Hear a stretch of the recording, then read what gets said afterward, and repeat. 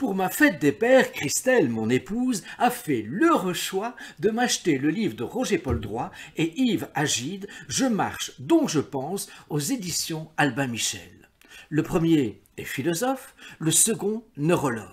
Les 211 pages constituent un dialogue vivant, dynamique, car les deux amis se promènent durant les 4 saisons, conversent pour le plaisir et dressent des ponts entre les deux univers de pensée. Leurs interrogations sont les suivantes. La marche favorise-t-elle la pensée? Et si oui, pourquoi? La pensée elle-même est-elle comparable à une marche intérieure? Comment le cerveau contrôle-t-il à la fois les mouvements des jambes, l'équilibre et la posture du corps? Large et vaste question. Premier constat. L'espèce humaine se déplace sur la Terre d'une manière différente de toutes les autres espèces vivantes. Sur la Terre, seule l'espèce humaine avance ainsi.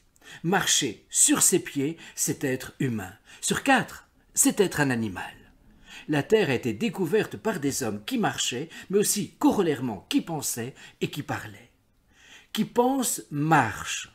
Qui marche, pense. Et l'on pourrait citer d'emblée de grands philosophes marcheurs, comme Platon, Aristote, Michel de Montaigne, Hobbes, Rousseau, Nietzsche et Martin Heidegger. Socrate se promenait tout naturellement dans les rues d'Athènes pour interroger les passants. Platon met en scène des voyages philosophiques qui se déroulent au fil de trajets à pied souvent longs, comme dans Les Lois, sa dernière œuvre, qu'il achève en approchant de ses 80 ans. Toujours pour Platon, en fonction de l'allégorie de la caverne, les hommes doivent se détacher et se forcer à marcher pour découvrir l'authentique vérité. Les disciples d'Aristote étaient appelés péripatéticiens, puisque, de fort bonne heure, ils arpentaient les déambulatoires des gymnases. Michel de Montaigne affirme d'abord penser avec ses jambes et d'y avoir besoin de bouger, de marcher pour réfléchir.